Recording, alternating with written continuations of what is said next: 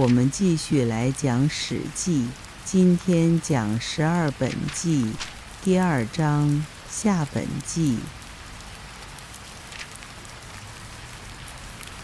夏禹名叫文命，禹的父亲是鲧，鲧的父亲是帝颛顼，颛顼的父亲是昌邑，昌邑的父亲是黄帝。禹是黄帝的玄孙，颛顼帝的孙子。禹的曾祖父昌邑和父亲鲧都没有登临帝位，而是给天子做大臣。当尧帝在位的时候，洪水滔天，浩浩荡荡，包围了高山，漫上了丘陵，百姓都为此非常忧愁。尧寻找能治理洪水的人，4月群臣都说鲧可以。尧说，鲧这个人违背天命，毁败同族，用不得。4月都说，比较起来，众大臣还没有谁比他更强，希望您让他试试。于是尧听从了4月的建议，任用鲧治理洪水。9年时间过去，洪水仍然泛滥不息，治水没有取得成效。这时尧帝另求他人治水，又找到了舜。舜被举用，代行天子的政务，到四方巡视。舜在巡视途中，看到鲧治理洪水没有功效，就在羽山诛杀了鲧。天下人都认为舜对鲧的惩罚是正确的。舜又举用了鲧的儿子禹，让他来继续他父亲鲧治水的事业。尧逝世以后，舜帝问4月说，有能够很好的完成尧的事业，担任官职的人吗？都说，如果让伯禹做司空，一定能很好的完成尧的勋业。帝舜说，就这样吧。因此就任命禹说，你去平定水土，好好努力。禹下叩头拜谢，谦让给谢、后稷、高陶。舜说，你还是快去办理你的事吧。禹的为人聪明机智，办事敏捷又勤奋。他遵守道德，仁爱可亲。他讲的话诚实可信，发声合乎音律，举止合乎法度，权衡标准以禹为准制定。他勤奋而严肃，是百官的典范。禹接受了舜帝的命令，禹邑、后稷一起到任，命令诸侯百官征集民夫，展开平治水土工作。他一路随着山势树立标识，测定高山大川的状貌。禹因父亲鲧治水无功被杀而难过，因此不顾劳累，殚精竭虑，在外13年，几次经过自己家门也不敢进。他吃穿都很简朴，尽力敬奉鬼神。居住的屋室简陋，把钱财用于修渠、挖沟等水利工程。他在陆地上赶路坐车，走水路坐船，走泥泞的路就坐木橇，走山路就穿上有齿的鞋。他左手拿着准和绳，右手拿着圭和矩，还装载着测40定方向的仪器，用以从事于开发九州，辟通九州道路，修筑九州湖泽堤障，记录九州山岳脉络。他叫伯益发放稻种，教导群众在低洼潮湿的地方种植。后来又让后继赈济难以保证温饱的民众。粮食匮乏的地方，就让一些地区把余粮调剂给缺粮地区，以便使各诸侯境内都有粮食吃。禹又巡视各地所特有的物产，以定其供赋，还视察了各地山川交通的便利情况。禹督导治水的行程是从冀州开始，冀州已治理了湖口，接着治理梁山及其支脉，治理好太原后，接着休整到太岳山之南。治理好谭淮后，又继续到了衡水和漳水一带。冀州的土质色白而松软，这里的赋税属上上，即第一等，有时也杂有第二等。田地属于中中，即第五等。长水、渭水疏通了，大陆则周围土地都可耕作了。东北的鸟彝族供纳供贵族服用的珍奇异兽皮毛。他们遵海路入贡，辽东湾西岸向南航行的航道上，看到右拐角处的碣石，便据以转而向西航驶，直驶入黄河航道。济水和黄河之间是兖州，这个地区的9条河道都已畅通了，雷下蓄积成了一个大湖，涌水、沮水也都会同流到这个湖中。土地上种了桑，养了蚕，于是人民得以从躲避洪水迁居的高地下到平地居住。兖的土壤发黑肥沃，它上面的草木长得很茂盛，树木高大。这里田地列在第6等，赋税则为第9等。经过13年的农作耕耘，才能与其他州一样。这一地区的贡品是漆和丝，还有用竹筐装着进贡的文采美丽的丝织品。它的进贡路线是船运，经济水、洛水，然后进入黄河。大海到泰山之间是青州。这个地区已经给居住在东北的彝彝族划定疆界，使获安居，又疏通渭水、滋水，使这一地区也获得治理。这里的土质色白而且肥美，海滨一带宽广含碱，田地多是盐碱地，田地属上下，即第3等，赋税属中上，即第4等。这一地区的贡物是盐、细葛布、海产品以及魔芋的砾石，还有泰山谷地里出的丝、麻、铅、松、四玉之石。来夷地区可以放牧，所以那里进贡畜牧产品。还有用筐盛着用来做琴弦的做蚕丝，它的进贡路线是由汶水船运直达济水。东边沿海，北边至泰山，南边至淮水之间的地域是徐州。这个地区的淮水和沂水都已经治理，蒙山、羽山地方也都能种植作物了。大野泽已经汇积成湖泊，东源地区的水已经退去，地已平复。这里的土壤呈红色，有粘性，而且肥沃。生长在这里的草木非常繁茂。田地列在第2等，赋税则为第5等。这一地区的贡品是天子筑坛祭天用的5色土。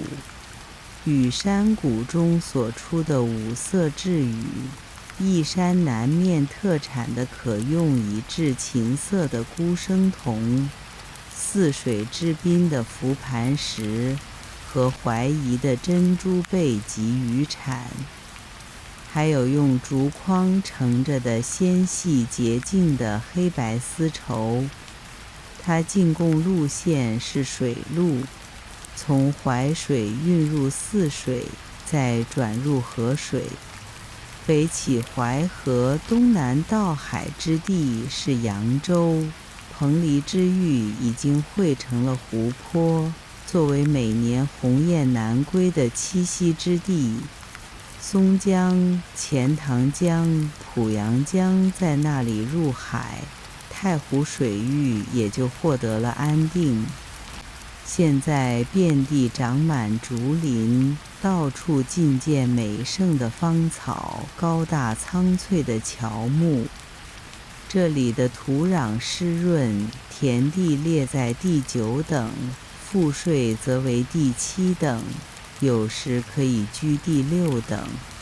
这一州的贡品是3种成色的铜，以及窑、昆等美玉和宝石，还有竹材、象牙、异兽之革、珍禽之羽、金牛之尾和岛夷族所献的一种称为会服的服饰，以及装在筐子里进贡的背形花纹的锦缎和妥佳包装进贡的橘子、柚子。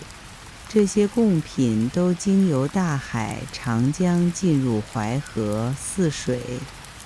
荆山到衡山的南面是荆州，这个地区有长江、汉水注入大海。长江的众多支流大都有了固定的河道，沱水、岑水业已疏导，云泽、孟泽也治理好了。这里的土质湿润，田地属下中，及第8等，赋税居上下，及第3等。进贡的物品是羽毛、牦牛尾、象牙、皮革、3色铜，以及春木、柘木、桧木、柏木，还有粗细磨石，可做箭头的弩石、丹砂。特别是可做箭杆的竹子菌、鹿和扈木，是汉水附近3个诸侯国进贡的最有名的特产。还有包裹着和装在匣子里的供祭祀时滤酒用的青毛，用竹筐盛着的彩色布帛，以及穿珠子用的丝带。有时根据命令进贡九江出产的大龟。进贡时经由长江、沱水、岑水、汉水转航一段陆路，再进入洛水，然后转入南河。荆州和黄河之间是豫州，伊水、洛水、禅水、建水都已疏通注入黄河，行波也汇成了一个湖泊，还疏浚了菏泽，修筑了名都泽的堤防。这里的土质松软肥沃，低地则是肥沃坚实的黑土，田地属中上，及第4等，赋税居上中，及第2等，有时居第1等。进贡漆、丝、细葛布、麻，以及用竹筐盛着的细丝絮，有时按命令进贡治玉磬用的石头。进贡时走水路，经洛水进入黄河。华山南路到黑水之间是凉州、汶山、播种山都可以耕种了，沱水、岑水也已经疏通，蔡山、蒙山的道路已经修好，在河宜地区治水也取得了成效。这里的土质是青黑色的，田地属下上，即第7等，赋税居下中，即第8等，有时也居第7等或第9等。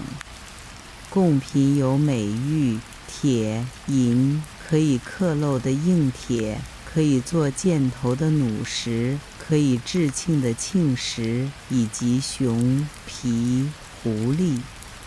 织皮族的贡品由西戎西青山经环水运出，再从浅水船运进入沔水，然后走一段山路进入渭水，最后横渡黄河到达京城。黑水与黄河西岸之间是雍州，若水经治理向西流去，京水汇入了渭水。七水、沮水跟着也汇入渭水，还有丰水同样汇入渭水。京山、岐山的道路业已开通，终南山、敦雾山一直到鸟鼠山的道路也已竣工。高原和低谷的治理工程都取得了成绩，一直治理到都野泽一带。三危山地区可以居住了，三苗族也大为顺服。这里的土质色黄，而且松软肥沃，田地属上上，即第1等，赋税居中下，即第6等。贡品是美玉和美石。进贡时从积石山下走水路，顺流到达龙门山间的西河，汇集到渭水湾里。织皮族居住在昆仑山、芝芝山、瞿叟山等地，那时西戎各国也归服了。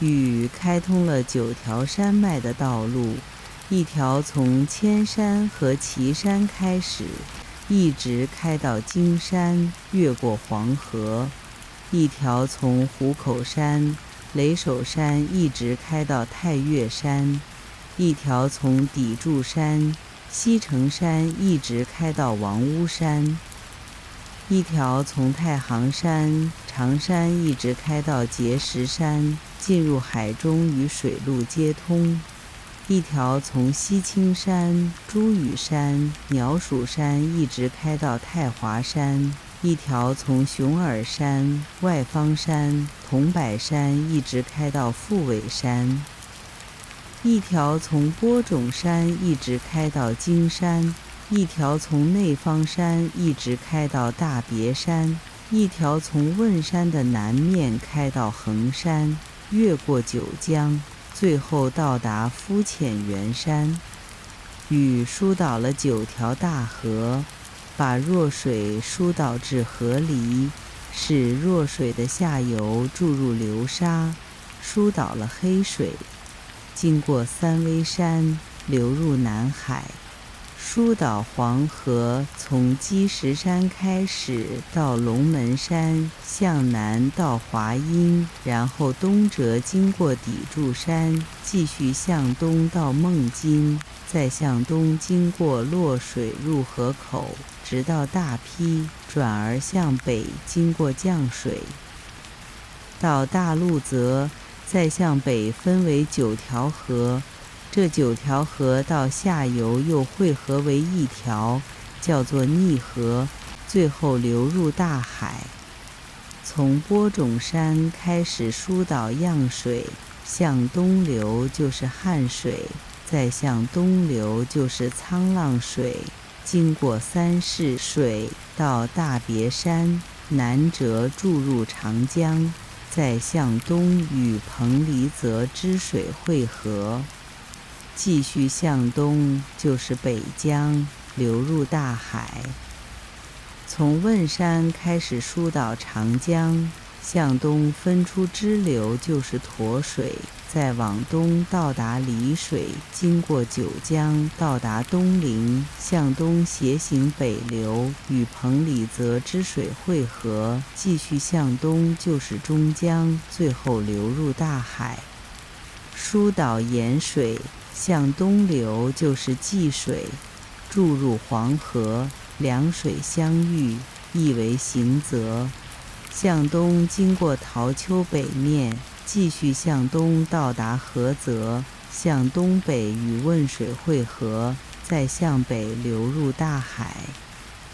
从桐柏山开始疏导淮水，向东与泗水、沂水汇合，再向东流入大海。疏导渭水，从鸟属铜雀山开始，往东与丰水汇合，又向东与泾水汇合，再往东经过七水、沮水，流入黄河。疏导洛水，从熊耳山开始，向东北与建水、产水汇合，又向东与伊水汇合，再向东北流入黄河。所有的山川河流都治理好了，从此九州统一，4境之内都可以居住了。9条山脉开出了道路，9条大河疏通了水源，9个大湖筑起了堤防。4海之内的诸侯都可以来京城会盟和朝觐了。赋税执掌各尽其责，各地均要征收赋税，征缴赋税要谨慎，以土地肥瘠为标准，在中国9州之内争取。在9州中分封诸侯，赐给土地和姓氏，并命令说，要以崇敬我的德业为先，不得违背我的各种措施。与下令规定，天子国都以外500里的地区为甸府，即为天子服田役纳谷税的地区，仅靠王城100里以内要交纳收割的整棵庄稼，100里以外到200里以内要交纳禾穗，200里以外到300里以内要交纳谷粒，300里以外到400里以内要交纳粗米，400里以外到500里以内要交纳精米。甸府以外500里的地区为侯府，即为天子侦察顺逆和服侍王命的地区。靠近甸府100里以内是卿大夫的菜邑，往外200里以内为小的封国，再往处200里以内为诸侯的封地。侯府以外500里的地区为随府，即受天子安抚、推行教化的地区。靠近侯府300里以内，视情况来推行礼乐法度、文章教化；往外200里以内要振兴武威，保卫天子。随府以外500里的地区为妖府，即受天子约束、服从天子的地区。靠近随府300里以内要遵守教化，和平相处；往外200里以内为流放犯人的地方。要府以外500里的地区为荒服，即为天子守卫远边的荒远地区。靠近要府300里以内荒凉落后，那里的人来去不受限制。再往外200里以内为流放犯人的地方。这样东临大海，西至沙漠，从北方到南方，天子的声威教化达到了4方荒远的边陲。于是舜帝为表彰禹治水有功，而赐给他一块代表水色的黑色圭玉，向天下宣告治水成功，天下从此太平安定。高尧担任执法的是这一官职，治理民众。舜帝上朝，禹、伯夷、高尧一块儿在舜帝面前谈话。高尧申述他的意见说，遵循道德确定不移，就能做到谋略高明，臣下团结。禹说，很对，但应该怎样做呢？高尧说，要谨慎对待自身修养，要有长远打算，使各部族敦厚亲爱，顺从有序。这样，众多有见识的人就都会努力辅佐你，由近处可以推及到远处。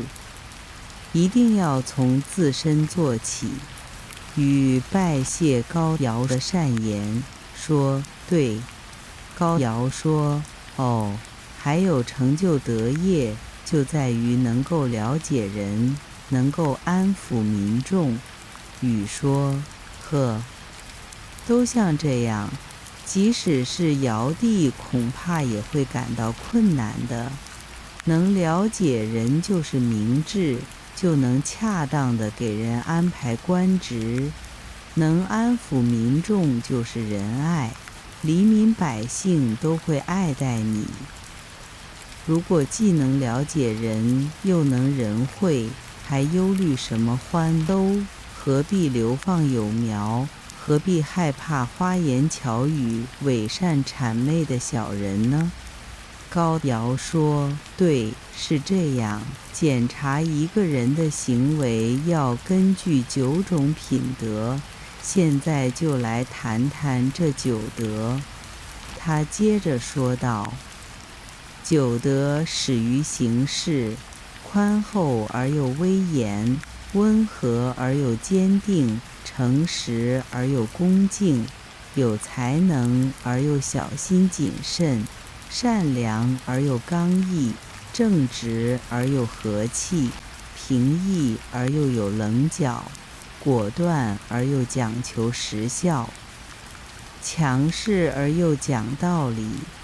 发扬这9德，并长期坚持，那就好了。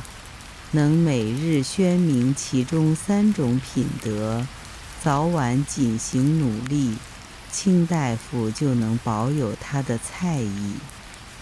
每日严肃地恭敬实行6种品德，认真辅佐王室，诸后就可以保有他的封国。能全部具备这9种品德并普遍施行，就可以使有才德的人都居官任职，使所有的官吏都严肃认真办理自己的政务，不要让歪门邪道、诡计得逞。如果让不合适的人居于官位，就叫做扰乱上天所命的大事。上天惩罚有罪的人，用5种刑罚分别惩处。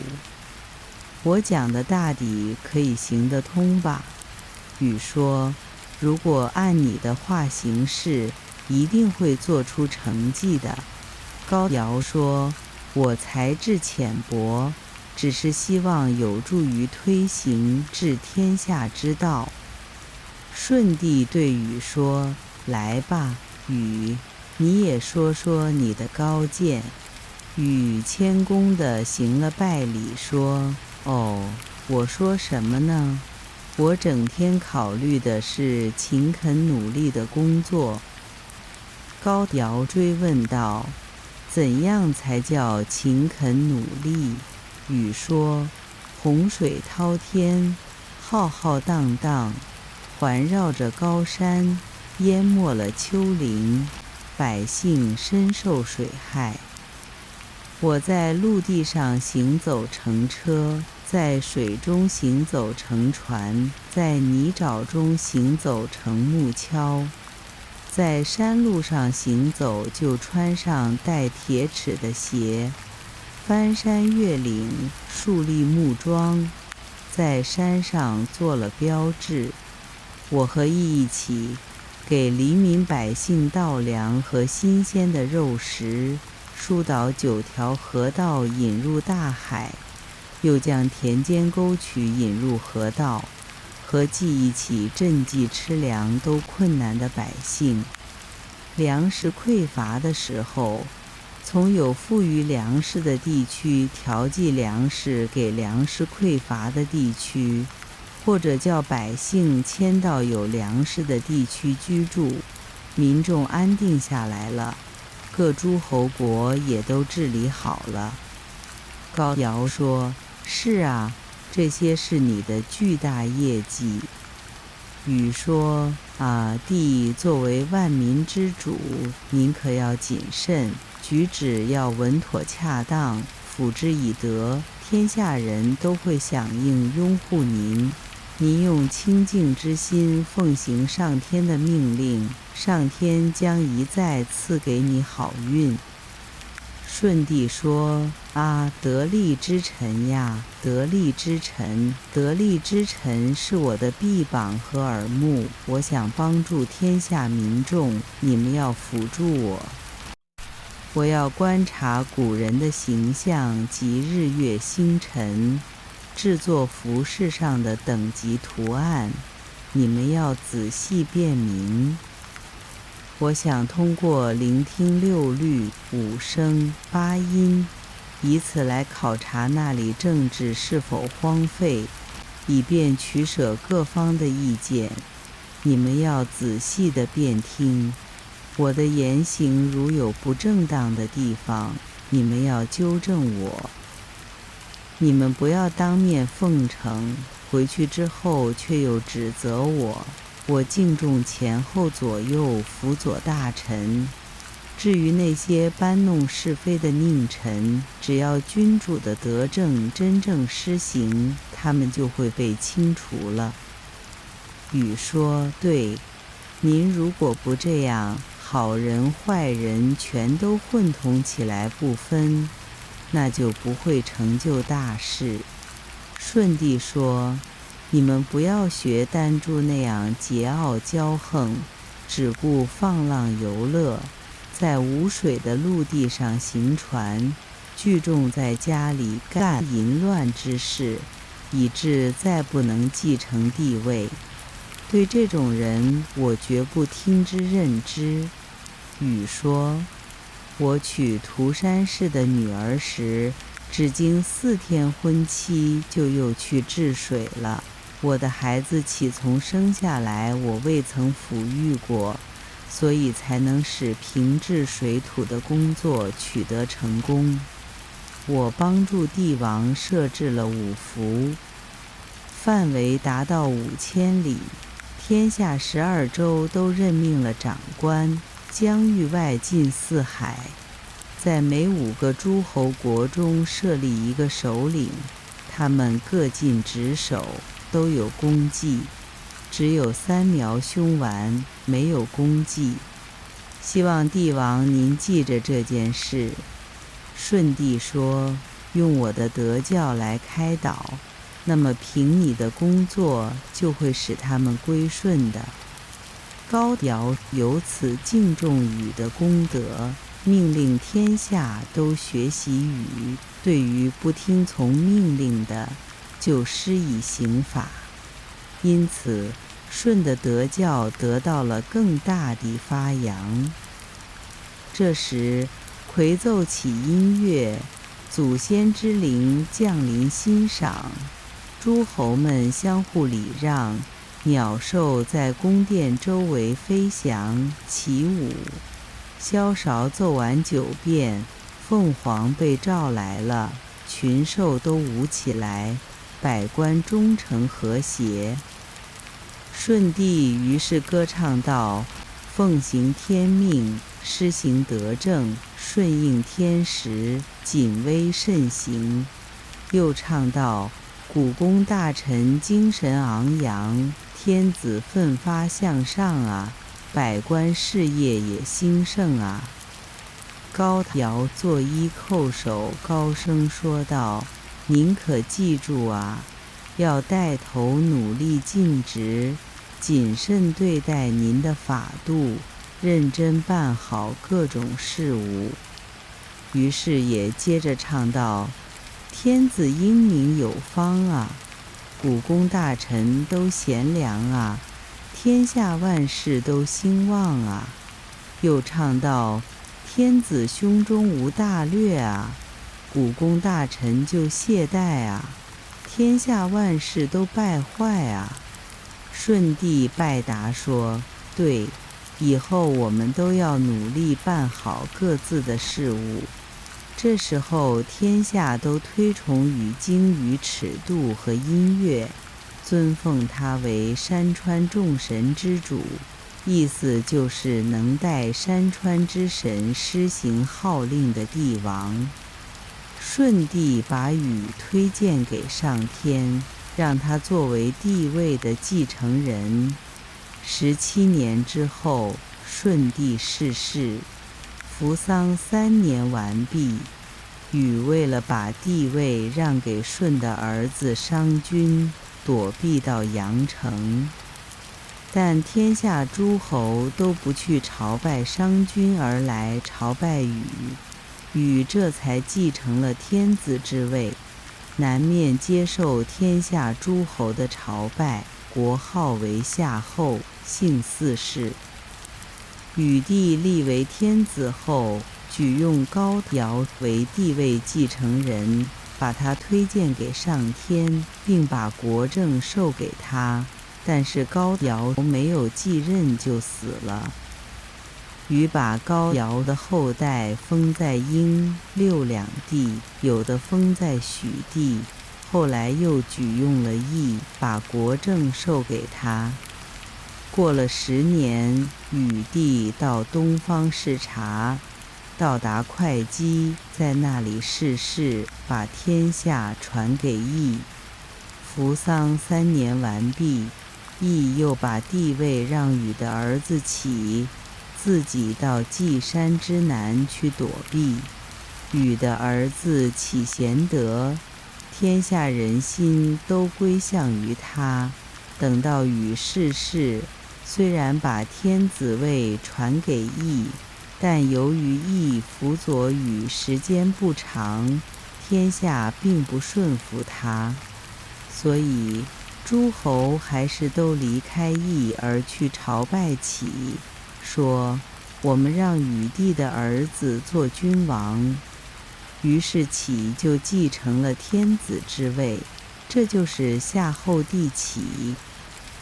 夏后帝启是禹的儿子，他的母亲是涂山氏的女子。启登临帝位后，有护士不来归从，启前往征伐，在甘地大战一场。